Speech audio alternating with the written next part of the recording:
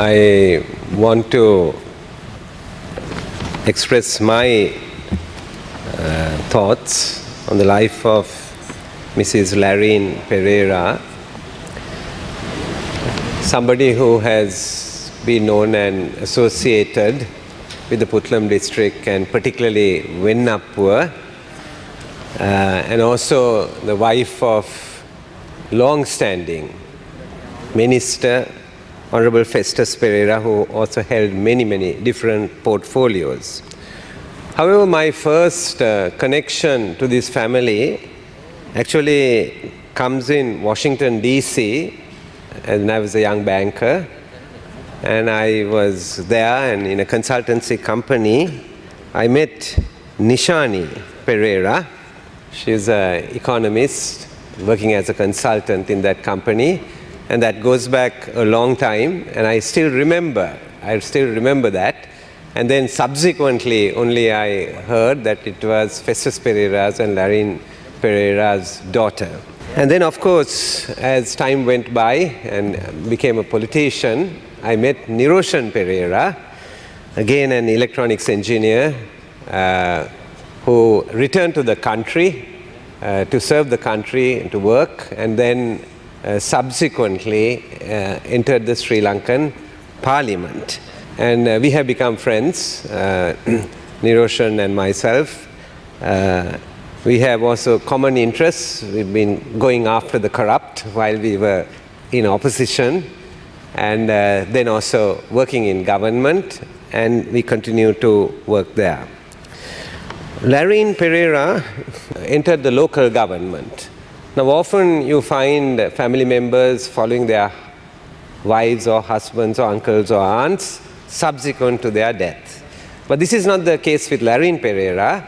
She actually entered local government politics, and after that entered the provincial council, which she also served for a considerable period of time, more than a decade, as also not just as a provincial councillor, also as a minister in the provincial council, and held two important portfolios. One was women's affairs and also fisheries, because after all she represented an area in which the fisheries industry was dominant.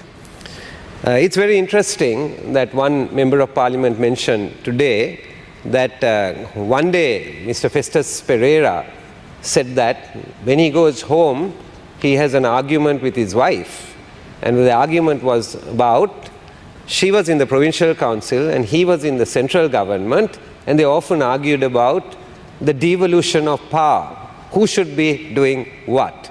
Now, I think it's very interesting because it's a political argument, and to have an argument like that at home would have been very interesting. But my point is that she had her own mind, and she had entered the political arena in her own strength, and then subsequently became a member of parliament for nearly a decade, from 2001 to 2010 as a member of parliament, representing the Puttalam district.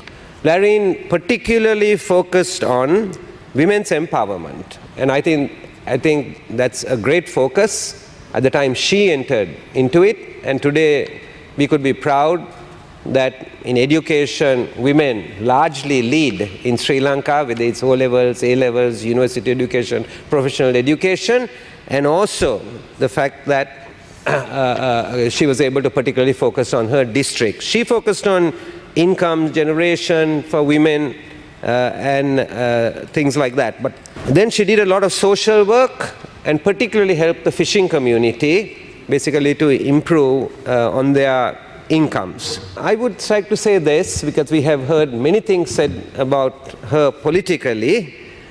I would like to say that a person's character is not evidenced only in what they have achieved in career or in politics. The fact that she has left two children behind. In the scriptures, in Proverbs, it says, train up a child in the way he should go, and when he is old, he will not depart from it. Today there is a lot of emphasis on qualifications. Nishani and Niroshan are qualified, no question about that. But really, training up should be focused on integrity, what's right and wrong, and empathy for others.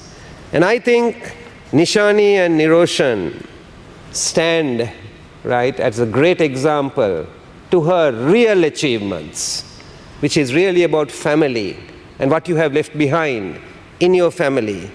And therefore, she could be proud of what she has actually accomplished. And I would say that to her grandchild, that she would certainly be a huge challenge. May her soul rest in peace. Thank you.